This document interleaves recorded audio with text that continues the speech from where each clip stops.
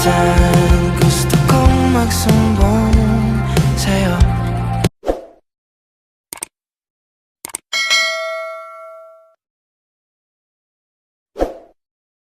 Hey, welcome back to my vlog. Once again, ito na naman ako, si Anlala, ang ultimate sweetheart. Yes, sweetheart talaga ako. Kasi kumukha ko si Heart. Charis, welcome back to my channel. I know it's been a while. I'm back. And today, kakagaling ko lang ng work. So, na-extend tayo. Medyo na-delay yung flight kanina. So, nakauwi tayo ng mga 2 o'clock. And today, magba-Brussels tayo. So, medyo wala talaga akong tulog, literal. Kasi after nung flight ko kanina, 2:30, diretso na tayo. Nag-ayos lang ako, nag-impake lang ako. And then, papunta na ulit tayo ng airport. So, wala talaga tayong tulog. So, yan. So, welcome again sa vlog ko. And I hope you guys will support me by hitting the subscribe button and and like and share. So, hindi ko masyado mainit kasi may natutulog na. So, update ko kayo later. Okay? Guys, hanggang na ako sa airport. So, talagang naantok na ako kasi hindi pa ako natutulog. So, baka matulog na lang tayo sa aeroplano. At sana hindi tayo maiiwan. So guys, kakalampas na tayo ng immigration. So magpapabang muna tayo mga usual dahil nasa duty free tayo. At kailangan mabango tayo sa airport. So ito na nga kasi syempre may breaks tayo. Alam na natin yung gate natin. So kasama ko ngayon yung mag-first wave. Gusto mo ba ilabas ko lahat ng bahoy mo? Ha? Hello! Hi vlog! So, syempre mamamasyal muna tayo. Salam na naman natin yung gate natin. Kasi may perks tayo, di ba? Kasama tayo sa GC. Charis! Nagbabango na ako, sis. O, di ba? Literal ka mo talaga. 2:30 na kaming umuwi ni Jeffrey. Sobra. Teka lang ha.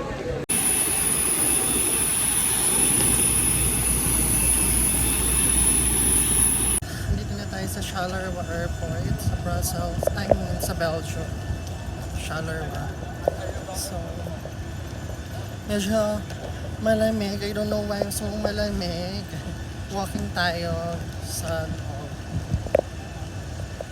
Antok ako sobra. Kasi parang feeling ko kanina yung mata ko, my gosh. So, travel tayo papuntang hotel. So, ayan guys, kung gusto niyo ng shuttle going to Brussels, dito tayo sa flibco.com. You can also do it via online. But, for me, hindi ako kasi nag-online. So, gusto kong ma-experience ang paghihila. So, puntahan tayo talaga dito sa shuttle bus terminal and bibili tayo ng ticket going to Brussels kung saan doon tayo mag-stay. Every 20 minutes nga pala guys yung kanilang biyahe. And may timetable naman so nasa bus na tayo. So, parang feeling ko sa taas ako. Mas so, pinili ko na dito sa taas, umupo. Dito tayo sa harap para mas feel natin ang pagiging turista ni Ultimate Sweetheart. Siyempre, diba, vlogging tayo. So, inaantok pa rin ako, guys. But then again, nasa isang lugar na naman tayo na paglalakbay.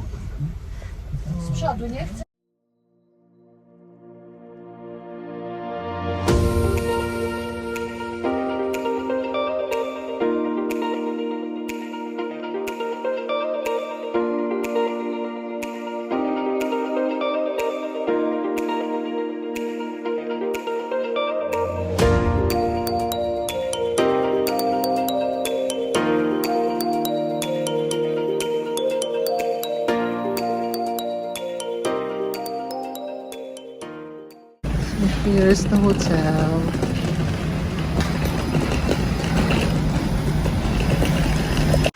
So, ito yung kwarto natin.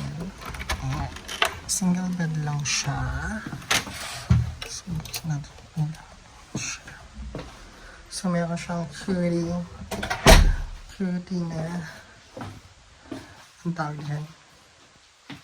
Closet with the vault. Diba? Sure natin ulit yung kayamanan natin. Eme lang. Kung may kayamanan. So, ito yung mini CR natin. Ayan siya. Wala siya masyadong amenities. So, yan lang. Pang single lang talaga siya. Then, syempre, may small TV. So, ito yung table. May bedside and upuan. And your single bed. Ganun lang talaga siya. May easy din. And ito yung view sa labas. Ayan. Pwede mo naman siya i-open yung bintana, pero huwag na lang. Mag-AC tayo. So, yan ang ating tahanan for 2 days dito sa Bedford Hotel.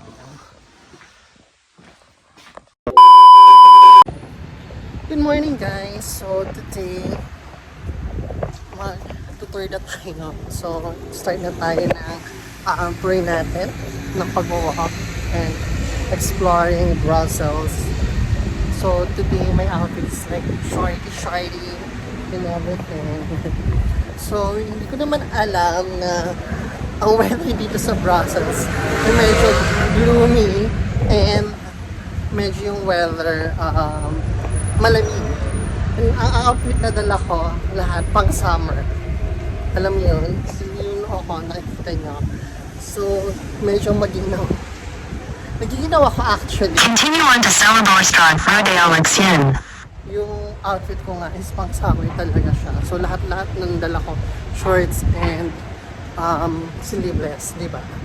So, ayan, walk tayo hanggang Central. Sabi, 15 minutes away dun sa hotel na pinagsistayan ko. And,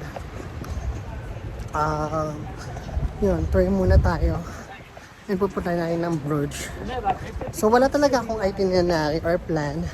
So, whatever comes, yun ang gagawin natin. So, lagi tayo for today. So, yun para natin.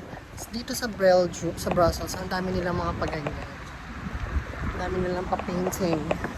So, dahil mag-isa tayo, mag-picture muna ako. Wait lang. Okay. So, hindi ko alam kung nasan daw, pero nasa Central yata ako today. Ayan siya. Kasi sasakay tayo ng train papuntang Bruges. Pero, parang maganda siyang daanan here. Hindi ko alam kung sino siya. Si Elizabeth. Si kumain ni Elizabeth. Si Queen Elizabeth. Ayan. Tayo. So, we'll take picture kay Queen. Okay. So, ito yung natagpuan ko na ang train. Ayan, Brussels Central. So, papasok na tayo. Ito muna tayo. Ticket natin. So, ito siya.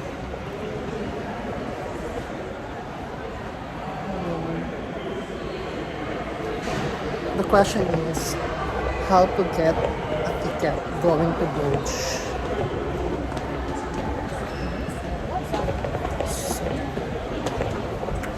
Tingnan natin. English.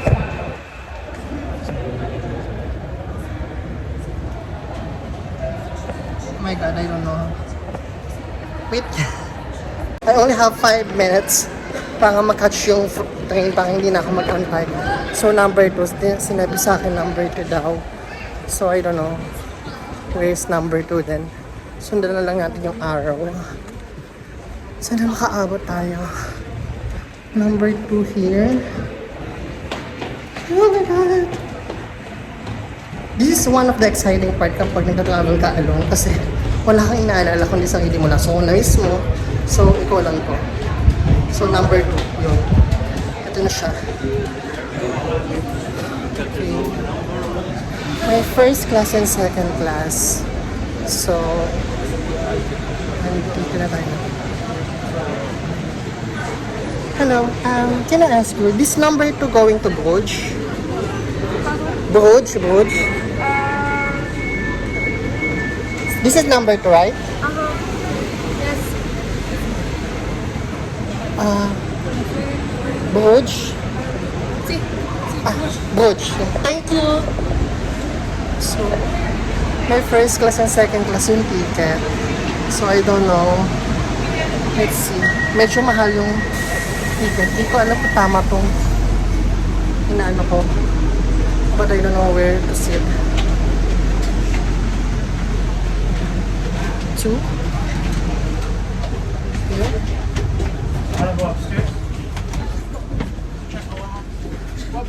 Okay. I don't know kung tama itong ginagawa ko, pero I think it's going to Bruges.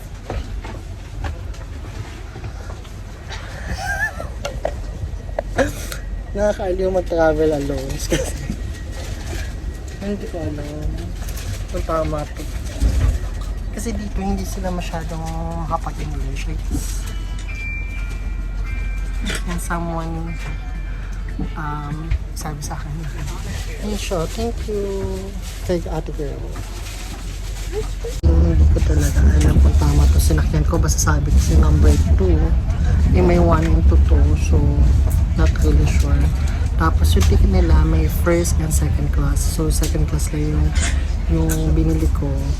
And yung first class, hindi ko sure kung magkano, pero yung ticket ko back and forth for a day is 35 euro, 17.50 euro per ride. So, Yeah, that's see kung saan tayo papunta. Kasi ako, hindi ko din alam. Explore tayo. Again guys, hindi ko talaga alam saan ako papunta. So, nandito na ako sa Bruges. And maulan siya. Grabe, ako lang yung naka-summer outfit, nakakaloka. Ang ginaw-ginaw. So wala akong choice, hindi panindigan ko itong suot ko. Nandito na ako. Oh my god, ang ganda. Although super lamig. Look at that. Ito na yung center ng Bruges. So maglalakad-lakad tayo dito. Nag-avail ako ng boat ride. 15 euro siya. So I'll just make most of it na lang talaga. Since dito na rin naman ako. Baka ma-experience naman natin kahit paano. Diba? So, ayan. Medyo talaga mag-shop at least tayo. Para masight lang talaga natin yung area. So, I don't know. I think next ride na tayo. I don't think kasama nila ako dito. So, next boat tayo. Diba? Turista na tayo. Sa panahong ito. Ayan.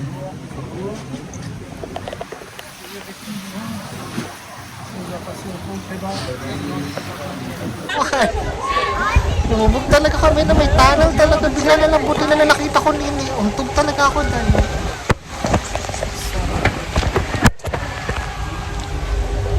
So medyo naulan din. Hindi talaga, naulan talaga siya. Bulit na nylon yung bag ko. So kahit mabasa siya, ayos lang. Ako nagpaalam and besides nagpaalam naman ako dun sa likod ko kung pwede ako mag-take ng video. So okay lang naman doon sa kanila. So eto, nag-boot ako ngayon para makita yung mga areas at ma-experience yung wala, ma-experience lang siya. So, oh my god. Amen.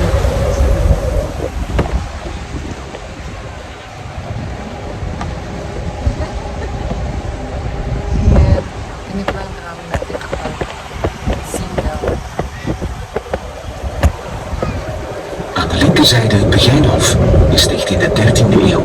Il n'y a plus de Begin depuis 1926.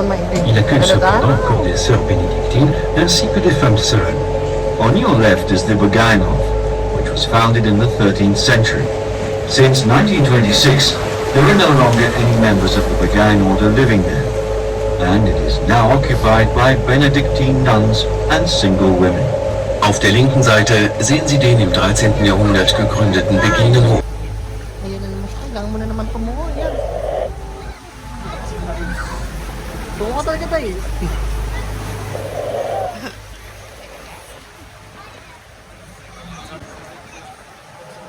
Thankful ako sa iWatch ko kasi at least nakikita ko siya kahit nakain kasi ginawa ko lang point lang. Aan de linkerzijde het Sint-Jans-hospitaal, waarvan het oudste gedeelte dateert uit de 12e eeuw. Het herbergt thans het Memling Museum en een apotheek uit de 17e eeuw. À gauche, l'hôpital Saint-Jean, dont la partie la plus ancienne remonte au XIIe siècle. Il accueille aujourd'hui le musée Memling ainsi qu'une pharmacie du XVIIe siècle. On your left is the St. Jan's Hospital. Oldest parts of the building date from the 12th century. It now houses the Memling Museum and a 17th century pharmacy. Zur linken Seite das St-Jans-Krankenhaus, dessen ältester Teil noch aus dem 12. Jahrhundert stammt. Heute befinden sich darin das Memling-Museum und eine Apotheke aus dem 17. Jahrhundert.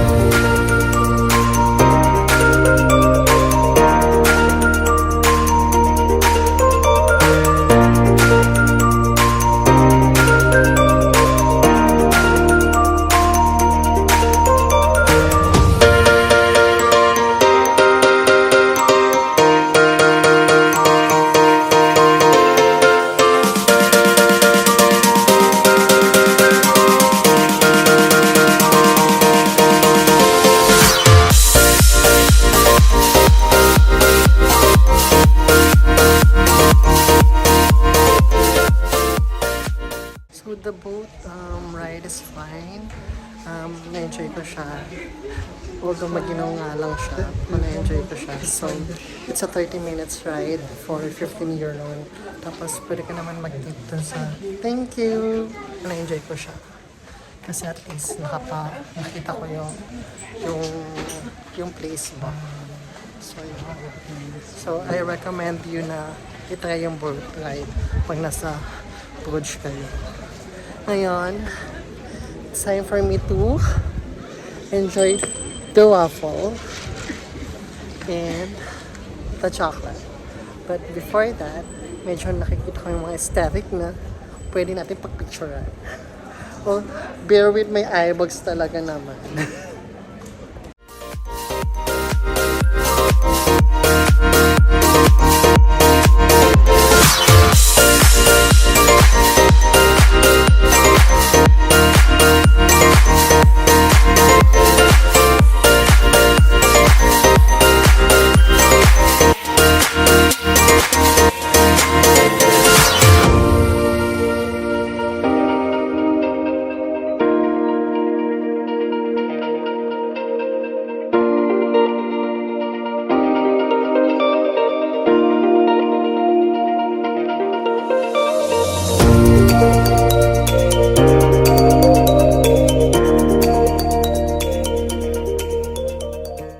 So here, yung waffle nila is $7.25 and then may free toppings ka pa. I guess papakasama sila ng mga waffle dito. So, sarap naman siya.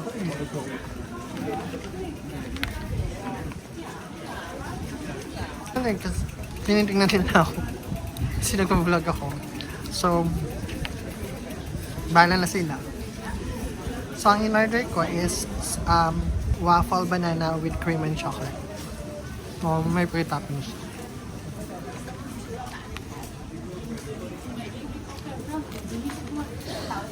Nakalimutan ko kumuha ng tissue. So, ayun na. So guys, bibilis ako lang kasi may music sila. So baka copyright tayo. So, ayan, tatry natin yung Belgian beer nila. Actually, it's Bruges.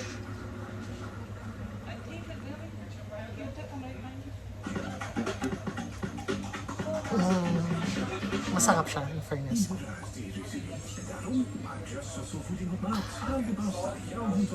I don't see any special with the price. Pero, it's just like a normal price. Normal dip.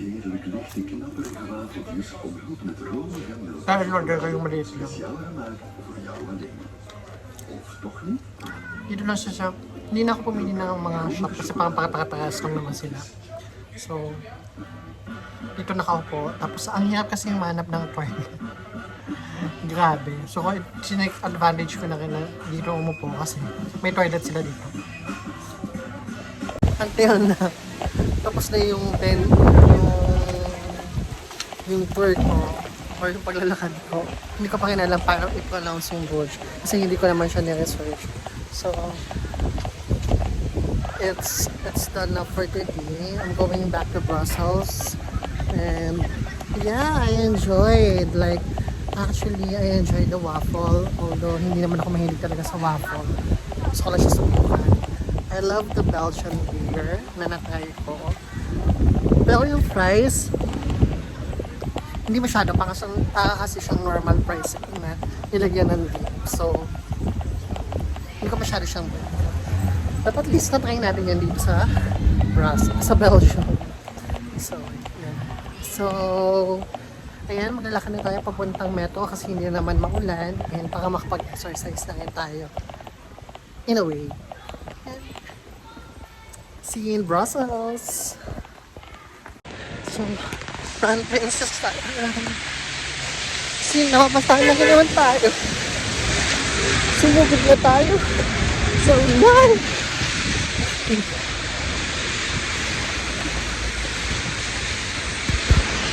Okay. Buti na lang guys, yung bag ko nylon. So, kahit mabasa siya, okay lang.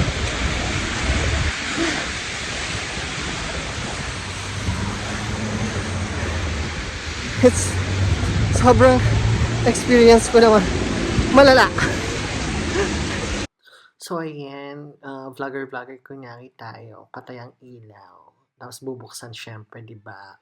So, kunyari, hindi natin alam na video tayo, pero scripted talaga siya. Ayan, syempre babangon muna ako sa akla. So, parang last day ko na to sa Belgium. So, ayan, di ba, mag-open kunyari si akla ng kunyari vlogger talaga siya eh. Oh, ang ganda-ganda talaga eh, beauty. Oh, utak ka. Oh, papatayin niya na yan. Oh, cut off na.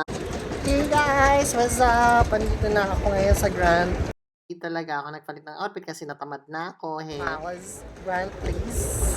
So, nag-check out na tayo sa hotel namin kanina. And today, last day ko na ngayon dito sa Brussels, sa Belgium. So, nandito tayo sa Brussels.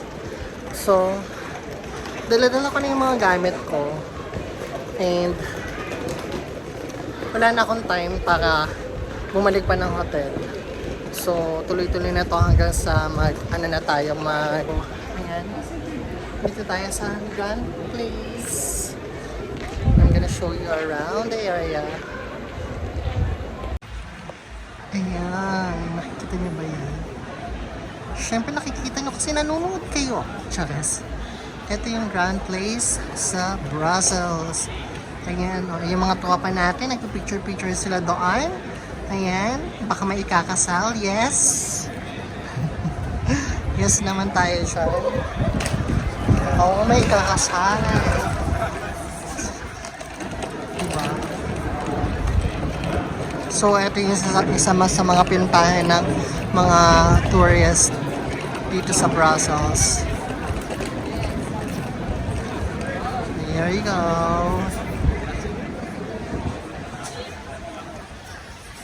Ganda, diba? Kung gusto mo, sana ikaw din yung kinakasal. Ang ganda. Tapos dito pa siya kinasal. Nakakatuwa. Mas sweet. Sana ako din. Charis. So, nandito ngayon tayo sa St. Michael Church. Medyo matagal na rin to. And isa to sa mga dapat nung puntahan pag nandito kayo sa Brussels. Ayan. Pasukin natin siya sa loob. Sabi ni ate sa akin kanina, ito daw kinakasal yung mga queens, yung mga royal families.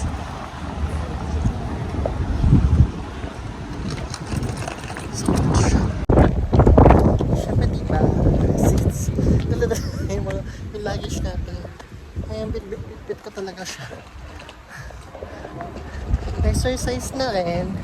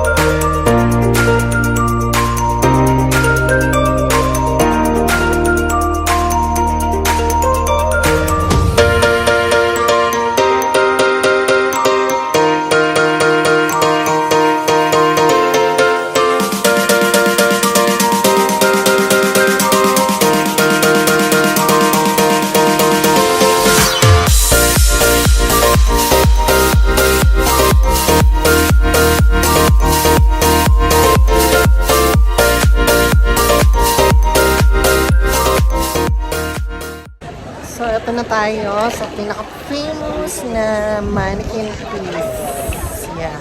Ang batang umiihe na walang sapuno. Chares. Ito yung isa sa mga famous na statue dito. So, nakikita niya ang dami-daming tao na nagpapapicture sa kanya. Sikat na sikat talaga siya. So, so tayo magpapapicture tayo. Magsa-selfie na lang tayo guys kasi wala na akong time. Kasi kailangan ko na pumunta ng airport at malayo pa yung Charleroi Airport dito sa lugar na to. It will take me like 2 hours to go there. So ayan, picture na tayo. So that's it guys. Thank you so much for watching. At kapag hindi ka pa nakapag-subscribe, please do subscribe to my channel. And like the button. And share mo na lang kung gusto mo. Hindi ko na alam yung ginagawa ko talaga. So, again, thank you so much for watching. And sana nag-enjoy kayo sa munting Brussels, Belgium trip ko. Diba? Ang daming gwapo. Okay. Love, your only ultimate sweetheart. Love ya.